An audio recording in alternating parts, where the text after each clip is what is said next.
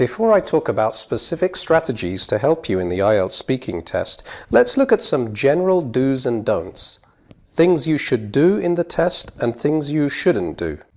These will give you a general idea of how to get a high band. In the rest of this course, I will explain these tips in more detail and give you lots of examples. So here are some things that you should try to do in the test if you want to get a high band. Listen to the examiner's questions carefully. This is very important. If you don't do this, you might misunderstand the question. And even if your English is good, you will not get a positive score for your answer. Give relevant answers. You must answer the question that the examiner asked.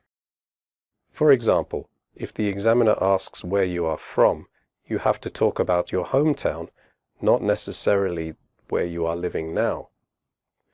This is connected with listening to the question, as I mentioned before.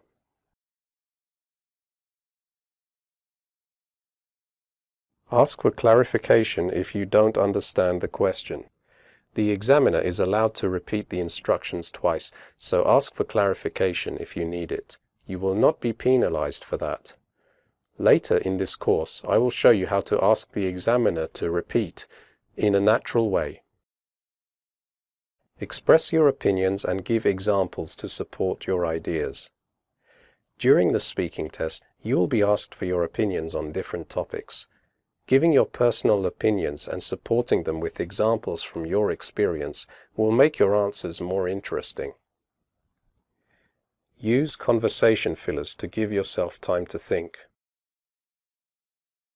If you don't know what to say, or if you need time to think, you can say something like, that's an interesting question, or let me think about that.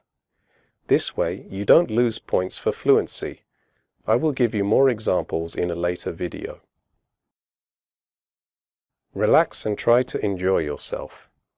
Yes, I know it's an exam, and it's probably a life-changing exam for you, but it is easier to speak more fluently when you are relaxed, and your pronunciation and intonation will also improve. Try to use interesting adjectives. As I mentioned in the previous video, it helps to use some less common words if you want to get bands 7 to 9.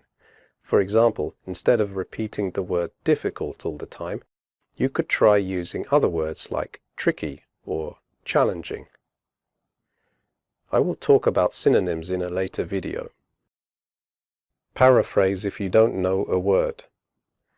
If you forget a word, it's not a big problem, so don't panic.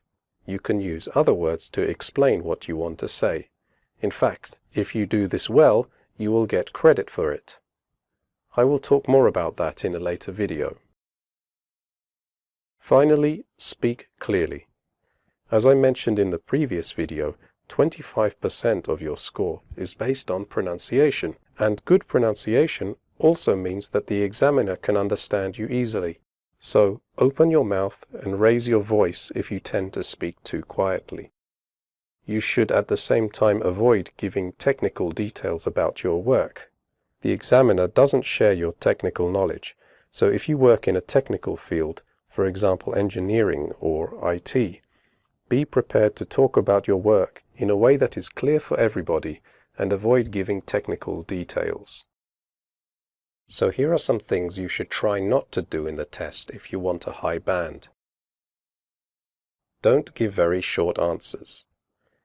In part 1 of the test, the examiner may ask you some simple questions like, where are you from? But you should answer with more than 1 or 2 words. Here's a good example. Where are you from? I'm from a city called Krakow, which is in the southwest of Poland. I've lived there all my life. Don't repeat yourself all the time and overuse simple words. To get a high band, you need to show that you can use different words to say the same thing. So try not to repeat the same words all the time. Don't memorize long answers. The examiner is trained to notice pre-prepared answers and will not give you a positive score. What's more, your intonation will probably sound unnatural, so you will get a lower score for pronunciation. Just don't do this. Don't get stressed if you don't understand the question. As I explained earlier, you are allowed to ask the examiner to repeat the question, so don't panic. Don't make long, frequent pauses. As I explained earlier, it's better to use conversation fillers than to say nothing. If you sit in silence, you will lose points for fluency and coherence. Don't spell your name for the examiner. When the examiner asks for your name at the beginning of the test, just give your full name without spelling it.